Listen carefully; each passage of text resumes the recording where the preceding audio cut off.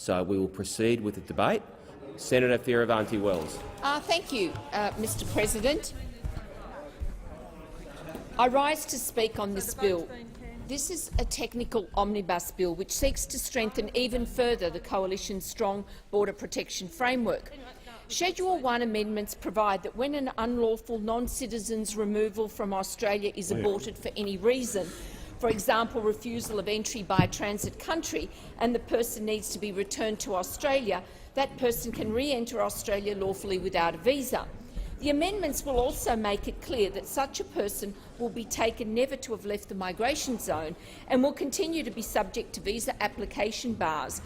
Senator Fierravanti-Wells, could I just get you to resume your seat for a second? Could senators please leave the chamber quietly so Senator Fierravanti-Wells can make a contribution? Senator Fierravanti-Wells. Thank you, Mr. Acting Deputy President. The amendments make it clear that such a person will be taken never to have left the migration zone and will continue to be subject to visa application bars. That is, they cannot apply for certain visas in Australia. Schedule 2 changes will broaden the channels by which the Department of Home Affairs can provide documents to people by adding the facility of an online account. It does not limit or remove any of the existing methods. There are other minor amendments relating to refund, duty or drawback of duty in circumstances where a person has been paid a refund or drawback that they were not entitled to. Also, there are changes to the passenger movement charge regime and other minor technical changes to wording in 2 provisions of the Customs Act. However, what is clear is that those opposite will seek to propose amendments that will challenge the effectiveness of our border protection system. What we are seeing today is Labor teaming up with the Greens to give the green light to people smugglers. This is what the people smugglers have been waiting for.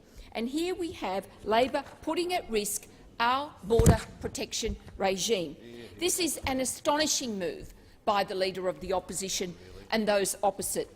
The last time Labor joined with the Greens on border security, 50,000 people arrived illegally, 8,000 children were placed in detention, and tragically 1,200 people were drowned at sea. And there is nothing compassionate about a policy that will ensure boat arrivals start again. Now, the advice from our intelligence agencies is very clear. Any weakening of our current border protection policies will reopen the people smuggling trade, and we will once again be facing deaths at sea. Now, this government will not allow this to happen. You don't get children off Nauru by putting more children on Nauru. And it has been the coalition government's policy. We got all the children out of detention. We have closed 17 detention centres in Australia. In fact, there are more medical staff on Nauru than there are children. Every child who requires specialised medical treatment is getting it and has been transferred without compromising security. We have been doing this quietly and in a very appropriate way. Therefore, any deal with the Greens would go against everything that Labor has been saying for 5 years, proving yet again that Bill Shorten and the Labor Party cannot be trusted when it comes to border protection. Remember Kevin Rudd's promises before the 2007 election that they would turn back the boats. The moment he became Prime Minister, the opposite happened. The people smugglers were back in business, and we saw the 1,200 deaths at sea, and they're only the ones that we know about. Now, as Minister for International Development and the Pacific, I have had the opportunity to visit Nauru and to see for myself why Nauru is called the Pleasant Island. And today I would like to outline some of the lies and misrepresentation that those opposite have been peddling about this issue. The people of Nauru are warm, friendly and hospitable. And so I find the description of the people of Nauru by those opposite contemptuous and offensive. Nauru has a population of approximately 12,000 people, made up of an Indigenous Nauruan majority of about 10,500 people, predominantly of Micronesian origin, about 600 expats, including Australians, New Zealanders, Chinese, Indians, Filipinos and other Pacific Island states, and approximately 1,000 asylum seekers and refugees. Now let me outline to those opposite what is actually happening on Nauru. When I visited, I toured Nauru's secondary school and the adjacent learning village site. There are about 10 schools on Nauru and over 3,000 students. Compulsory education begins with preschool. Students study towards a Queensland Certificate of Education, and QCE teachers are based in the Nauru secondary school system. There is also a centre for disabled children and youth of all ages, which I also had the privilege of visiting. The government of Nauru manages all the schools through its Department of Education. All children on Nauru attend schools. There is no distinction between Nauruans and non-Nauruans. They travel together on the school bus. I actually saw it. We were stopped behind. There's only one road that goes around the island, and we were stopped behind the school bus that stopped at every stop and picked up children, irrespective of whether they were Nauruans or non-Nauruans. Now, Australia contributed $11 million to the construction of buildings at the Nauru Secondary School, which opened in 2010. Sure. Since 2010, Australian support to Nauruan education sector has contributed to increased enrolment rates and qualified teachers, the introduction of a new national curriculum that enables graduating secondary students to receive a Queensland Certificate of Education. We've done school refurbishments and we've constructed a new secondary school. In 2017-18, Australia finalised almost $3 million contribution to Phase 2 of the Nauru Learning Village, which incorporates all higher education agencies in a single area, including the University of the South Pacific, technical and vocational training, and a community library. Now, this new campus, designed specifically for youth and adult education, and aligns with Nauru's own TVET strategic plan. And of course, it was also disability friendly, again open to everyone on the island. I also visited the Nauruan Lifeguard Service, which is supported by life-saving groups here in Australia. Now, of course, swimming is a popular pastime on Nauru, although there are very few suitable locations, and it was great to meet the local lifesavers. The service is now part of Nauru's National Emergency Service and employs both Nauruans and refugee residents on its staff. I spoke to local Nauruan business people, including expats. I was advised by the local bank manager that there are about 8,000 bank accounts in a population of 12,000. That is a considerable number of bank accounts, including hundreds from the refugee cohort. I attended an amazing Anzac Day dawn service attended by a cross-section of the whole island's population. I visited the Nauru Hospital following a fire at the hospital in August 2013 that destroyed 4 of its buildings. Australia contributed $11.5 million to the hospital redevelopment project. The project was managed by Australian Border Force and implemented by their contractors. Department of Border Protection and Australian Border Force provided $16 million in funding.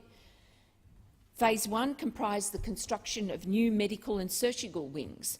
Phase 2 was completed in February 2017 and includes new X-ray machines, a CT scanner, new paediatrics ward, pathology laboratory, water storage facilities, sewage treatment and backup power generators and connection to demountable buildings which house dental and pathology laboratories. Can I say these facilities are comparable to services that I have seen in Sydney? Now, DFAT's broader support for the health sector in Nauru is provided in the form of direct grant of funding of around $3 million a year to support the Nauru health sector strategy and provision of key health services on the island. And we also usually provide advisors through our PACTAM program and to assist capacity building on Nauru. I visited the Nauru Community Resource Centre, an Australian government-funded project in partnership with the Nauru Department of Multicultural Affairs. Open to all residents of Nauru, it houses the main offices for the Department of Multicultural Affairs settlement staff, community liaison officers and service providers who assist local and refugee communities and provide a space for community meetings and functions. The centre aims to develop greater collaboration and interaction between Nauruan and refugee communities and is increasingly becoming a site for local community events. At that time, I spoke with staff of the Australian NGO non-government organisation providing support to the Government of Nauru to provide case management services to refugees in Nauru, with some staff drawn from the refugee community. And I recall the conversation with one young woman who wanted to come to Australia. I explained to her why this was not possible. She told me that people in Australia had told her to wait for the change. And I asked her, "What do you mean?" And she said, "Change of government." So that's the story that the Greens and others are peddling on Nauru. Just wait for a change, just wait for a change, and then you'll be able to come to Australia.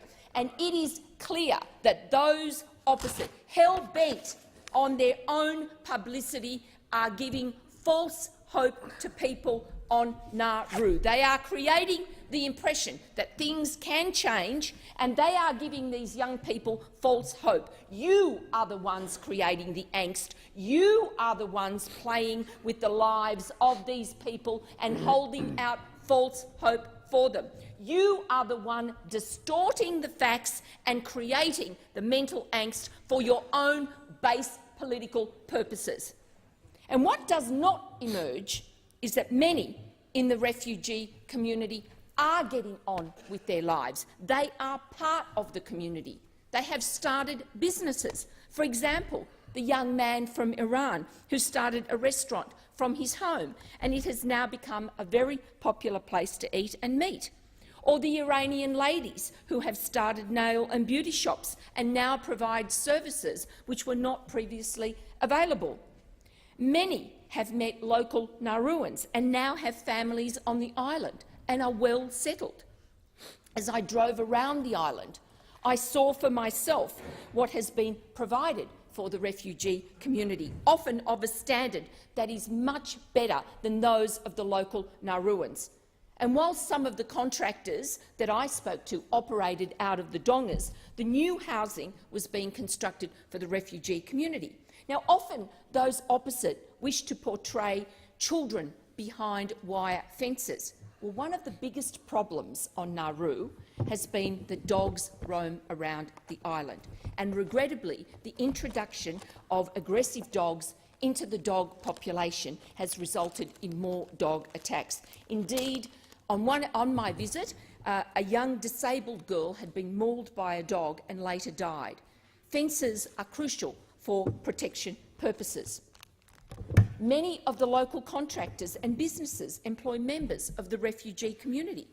All of this highlights the lies that the Greens and their fellow travellers have been perpetrating for years. The false assertions brandished by those opposite that Nauru is some kind of hellhole and that it is a place of misery, death and torture that destroys innocent people is blatantly wrong and only used for base political purposes.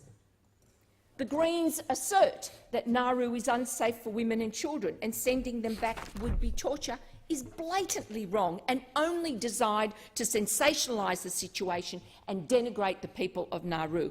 And so it was not surprising to see the article written by Paige Taylor in The Australian of 16 November entitled "Refugees Pick Nauru Over US." And I want to pick up some crucial facts out of that article. It says, and I quote, 40 of the 300 refugees who left Nauru to settle in the US have contacted the island nation asking to come back because life in America was harder than expected, the Nauruan president has revealed. And the president goes on in this article to talk about life on Nauru. And the author of this article was afforded a visit to the island, and indeed it's interesting to see that Ms Taylor, who has in the past written and covered asylum seeker issues for years and witnessed many things as part of this, she has been able to write this piece in a very independent manner. And for the people of Nauru, many of those people that I met during my time as Minister for International Development, in fairness to them, it is very important that this be said about their island home. Now, in this article, the president of Nauru talks about the benefits that have come to his island home as a consequence not only of the refugee processing centre, and he states that the regional refugee processing has outweighed the hurt of being labelled a prison and a hellhole in the international media. He says his people's history of exile and persecution made them sympathetic as a nation to refugees, and claims that the government mistreated or neglected refugees were untrue and painful. He said, "We try and understand the situation because there are people that have their own political agendas overseas and want to attack us because of our involvement in the Process Centre and our partnership with Australia. So we get caught in the middle." He said that few people outside Australia understood that refugees moved freely around the island. They owned businesses, including a barbershop and a cafe, and worked for his government and have fallen in love with locals. He then goes on to say that, outlines further some of the work that people on the island are doing. And indeed, the article gives cogent examples of the Afghan nurse and the paediatrician working at the Nauru hospital. It shows locals. It also looks at other works or other things that the refugees are doing on the island.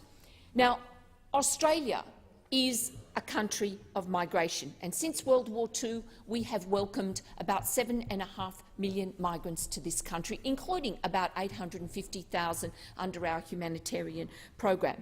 Today we are one of the most culturally diverse yet socially cohesive nations on earth.